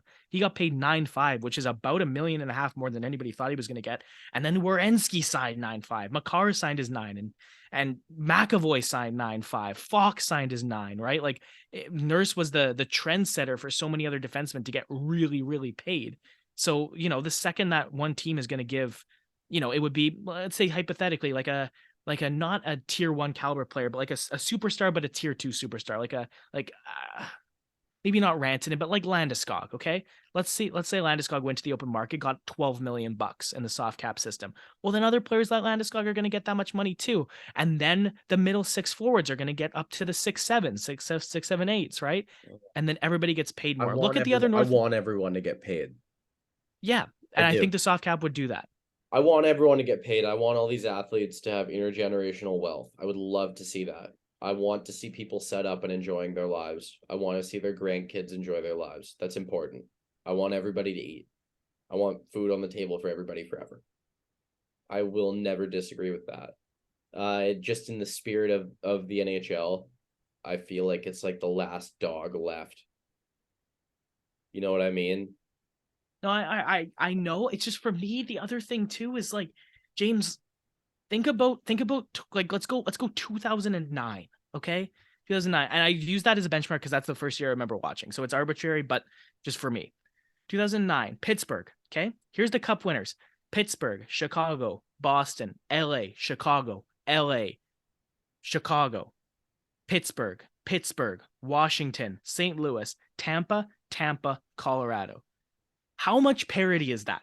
It's a bit, but you still have 3 from Pittsburgh, 3 from Chicago, 2 from LA, back to back from Tampa, who lost in a final as well, Boston who lost in 2 finals in that point. It's not like this year is an anomaly. 2019 was the anomaly.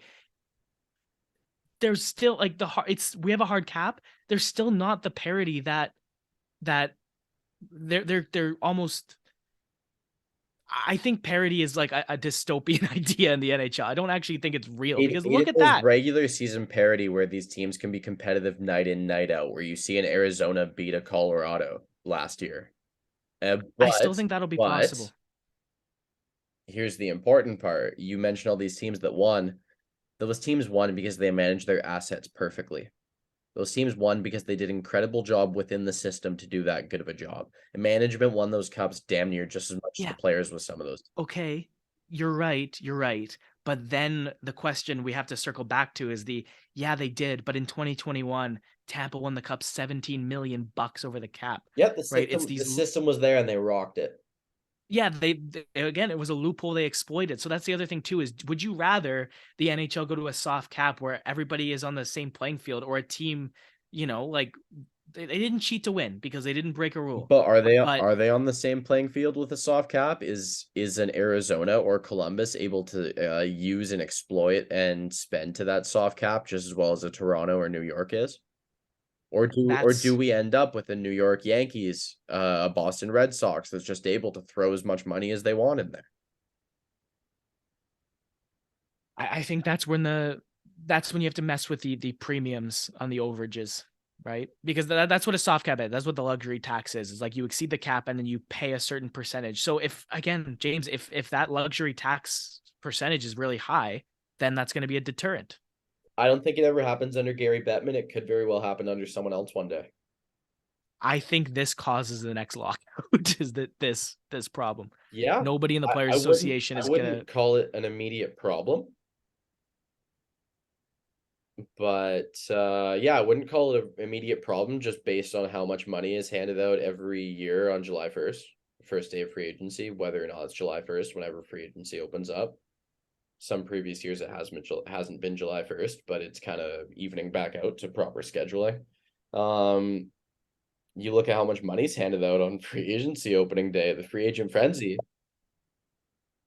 I think that's what's been slowing that down. I think if it weren't for the ridiculousness of free agent frenzy every year, then you might have already had that. Okay, so 3 more questions. Best I teams. want you to do the Champions League question, please. I was gonna get to that. Okay, That's actually that cool. was the one I was gonna do. So we'll get there. The other question. So that last one was from the Instagram story reply this morning. This is the other one from the Instagram story reply this morning, at least as of the start of the episode. Best teams to never win a Stanley Cup. I think we're gonna go like periods of time with teams rather than like single season teams because the single season ones like it's easy. Oh, this year's Boston was the best regular season team of all time. They didn't win the cup. But I'm going to do groups of players. So obviously to start for me, the 2008 to 2012 Vancouver Canucks, I think have to be high up on this list. The strength of the Sedins, Kessler, Bieksa, Burrows, Samuelson was a good complimentary piece. Dan Luongo. Hamhuis. Hamhuis was a beast. Yeah. Christian Ehrhoff had a Christian year where he was Ehrhoff was filthy. unreal. Max Lapierre was on that team. Okay, He was there. you don't need to mention Lapierre in the same Lapierre as them. Sure, James. Was that good or was that terrible or both? That was somewhere in the middle. Or a bit of both, I think is the better way to say that. The other one I had off the top of my head was kind of the 2009 to 2016 San Jose Sharks. Really good one. You can start earlier than 2009 though. Yeah, with the Setaguchi, Thornton, Marlowe, young Chichu, Jeremy Pavelski. Roenick. Yeah, Dan Boyle. And then it kind of went Craig Thornton, Marlowe. was on one of those teams. Yeah, I mean, again.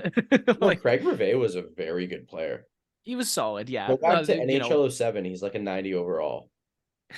Okay. Nabokov was a starter. Then it Wasn't just starter. He was a very good goalie. Yeah, Antti Niemi was their starter for a while. Martin Jones. Evgeny Nabokov was my grade 7 through grade 9 friend Sean Shurst's favorite player. Thanks, James. Again, no problem. I actually loved him. I did. He was kind of the last. He was the last hybrid goalie. Really, he had a specific style. Yeah. So that's my 2. Do you have any other like ones that come front of mind? Yeah, I have the 2007 to 2012 Philadelphia Flyers. That's a good one. Very good one. Mike Richards not winning a cup with the Flyers was a crime. I agree with you. Danny Briere hopping in on that team, young Claude Giroux. Yeah, Jeff Carter was Jeff Carter, phenomenal. That team's weakness until they got Chris Pronger at the twilight of his career was usually their blue line. And then from there, also in net, you saw an array of goaltenders there. Yeah. Do you remember that period of time where Philadelphia was known as a goalie graveyard? Yes, because That was a notable thing. yes. Ilya Brizgalov, remember he was like a Vezina, like at least Vezina candidate, if not a finalist ever with Phoenix. I remember having a conversation when I was 13 years old saying Brizgalov could be the guy that ends them being a goalie graveyard. Well, and James, okay, you're using goalie graveyard past tense. Are they not still? No, Who is the anomaly? Carter Hart fought through it as much as he possibly could this season. He played very well. I thought he was going to be the end of it, but man, and I know he's a goalie and goalies develop in weird ways, It's not but linear. No path is linear with goalies.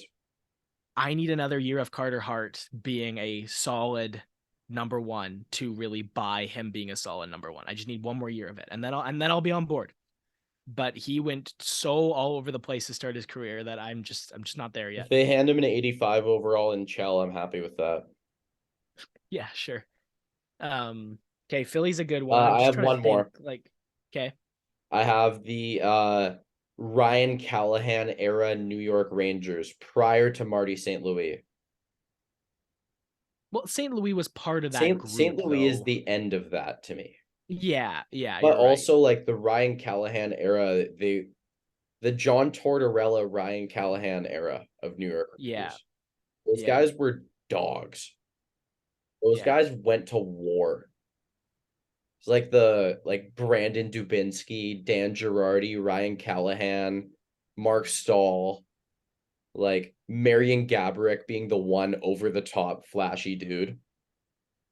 He was so good. So filthy. Kid these days will never know how sick Marian Gaborik was. Yeah, he was nuts. One day when I'm in front of my grandkids, I'm gonna say, "Do you know who Marian Gaborik was?" They're like, no, no, you fossil. Who was that? I'm like, well, let me show you. And I will put on a YouTube video done by an account called Sish, SISH, and I think it's 21. And he does like NHL montages. He did one for like every player. Like James Neal has one. And they always had just bangers of like rock metal songs. They'd have songs by like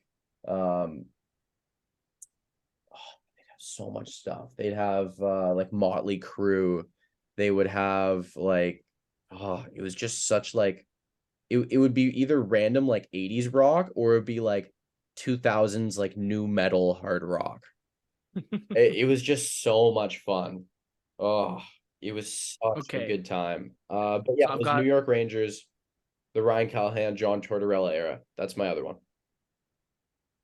Because you already did the Sharks, and that's the easiest one. yeah, a last one for me. It's one that I think their cup window just finally slammed to a close this year. The 20 let's go 2018 to 2023 Winnipeg Jets. Yeah, that They team was weren't as perennially dangerous. Every time you went into the yeah. season and you ranked that Central Division, that team was scary. Yeah, And something would just the, happen every year. yeah, the talent on that roster, especially I think that 2018 Cup will go down as their one that got away. I think I still don't think they would have beat the Caps. I don't think they would have either, but I just the way that season ended, losing four straight to Vegas was just that that can't happen, right? Like that just that hurts for them. And you know, they never really got back there, right? They made a second round once and they got swept, right? Got swept by Montreal. I think that's the only other time they made the second round. You know what's an honorable mention for me? Very Um, honorable mention. mm, The Thomas Vanek, Chris Drury, Jason Pominville, Derek Roy, Brian Campbell, Buffalo Sabres with Ryan Miller in net. That team okay. could have won a cup.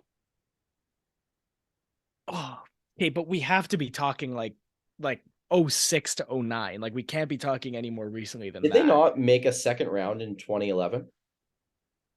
That was the No. end, was it not? And Briere was already gone. Briere, I think losing And Drury was long gone. losing Briere was the end of that. Yeah. Um, Man, I swear they because made a second Briere, round in 2011. I'm pretty sure they no, they did. I know they didn't make the second round in Ooh, 2011. ooh, ooh. No. I have the best one. They lost in the first round in Aiden, I have 2011. the That was best their one that we didn't last. say. What? The 2008 up until they actually the 2008 up until when Alex Semin left Washington Capitals. The I Mike was actually gonna Green, say Alex Washington. Semin, they had Fedorov for a run. They just put any Yeah. goalie in there. They had Cristobal Huet at one point. Like, The reason I didn't say Washington because it came to my mind was because Backstrom and Ovechkin and John Carlson were all part of the cup winning team. So the most important parts of that group were the most important parts of the team that won the cup. But I do agree that like the Mike Green, I was gonna say Fedorov if I didn't bring it up. He was in my head. Um, but yeah, that I know what you mean about that Washington team. That was like when that was the like ultimately electric Alex Ovechkin was like that was potentially the best he's ever been was um in those years. yeah, I think that Washington Capitals is up there with the Sharks for me when they would just add everyone in. They just plug and play it. Okay, so we actually already answered the Spotify one. I kind of missed on that. It was the now that Tempe voted no, where do you think they'll go? Where do you want them to go? So we already talked about that. So we'll go to our last one, which is pulled out of the Instagram DM group, James. Why isn't there a Champions League like tournament? This is clearly from one of our listeners who is primarily a European football fan because the Champions League is a European football competition. So to the hockey fan demographic of to the hockey fan demographic of our listenership, the Champions League is a European football tournament where each team sends a it's usually anywhere between it depends how good the country's league is. It could be anywhere between 1 and 5 teams from each country will go play in this 32 team tournament. And right now we have a final. It is Inter Milan against Manchester City. So Inter Milan were the Italian champions last year. Manchester City were the English champions last year. So they'll play in the final. I don't know when that is, but we know that's the final.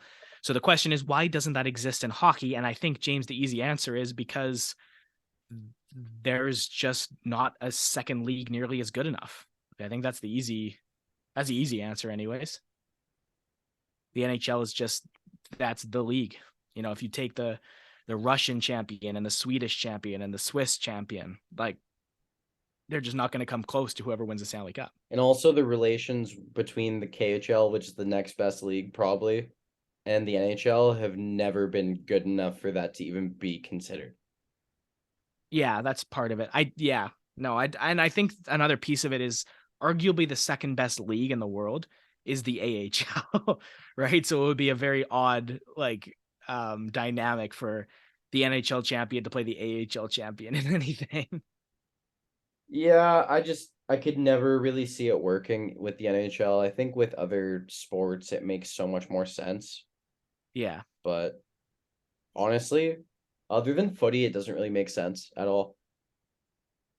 Well, in terms of North American sports, definitely not. Like No. European basketball has it, I think. I And don't think European basketball is good enough to balance with the NBA. no, it's not. No. That's what I mean. Is like if you're talking major sports, it doesn't exist.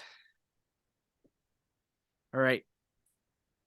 All right, it's trivia time, dude. Do your thing. Well, isn't the Great Canadian Hockey Podcast without a couple great games to play?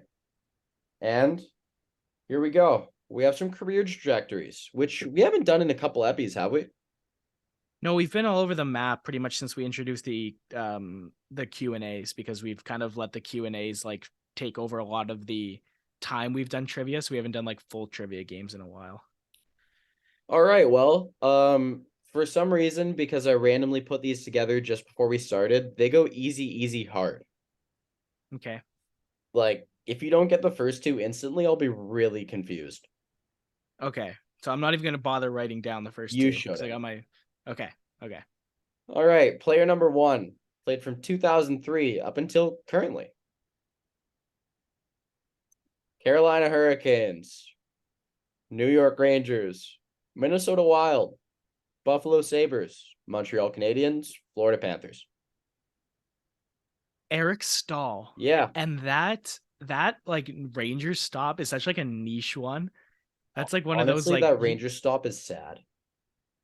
6 points in 20 games and then 0 points in 5 playoff games. Yeah, that didn't work out. It was not right. There was a lot of things wrong. And then I remember people thinking, yeah, he's washed up. He can't do it. And then he goes to Minnesota. His first 2 seasons in Minnesota, right? 65 points, 76 points. Was it one was a 42 goal season? Yeah. I'm remembering. Unreal. Correctly, yeah. Filthy. Yeah. Okay, next. Next player. You should also get instantly. Okay. Dallas Stars. Oh, sorry. 2011 up until currently. Okay.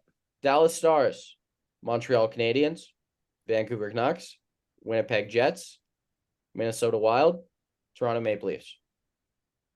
Wow. Jordy Ben? Yeah, there you go. I was about to get worried for you.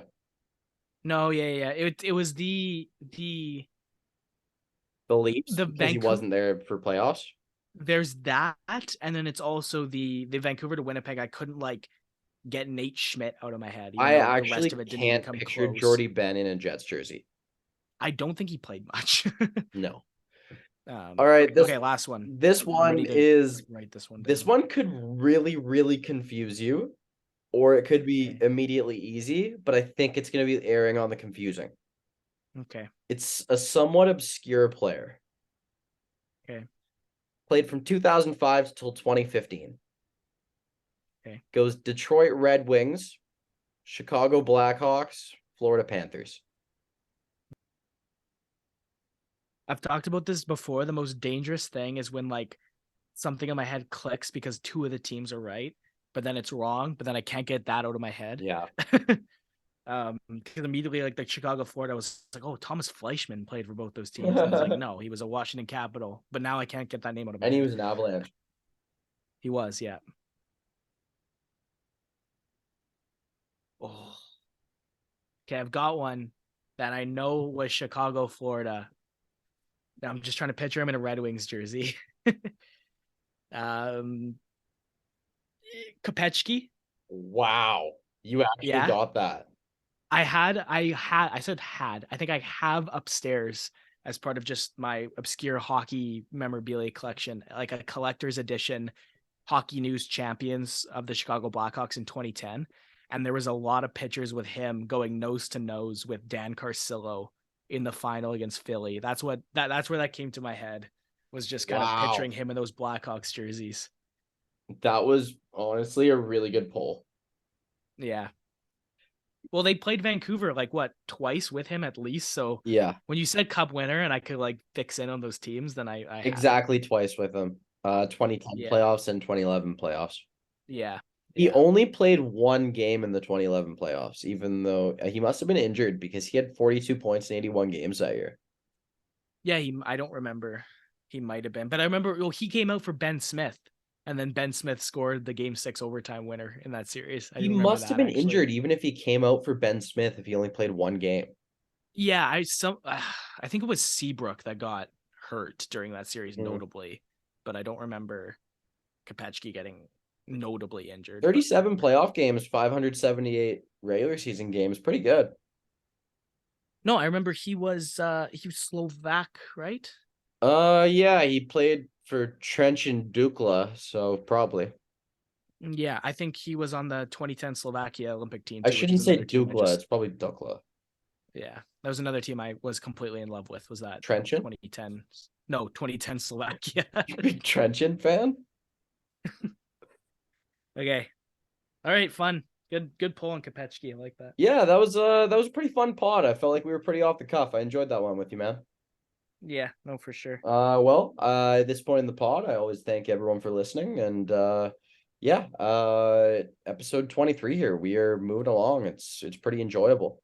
We're having a good time here. I'm gonna randomly mention that in the last season before Thomas Kopechki made it to the NHL, he played 77 games for the Grand Rapids Griffins and put up 72 points.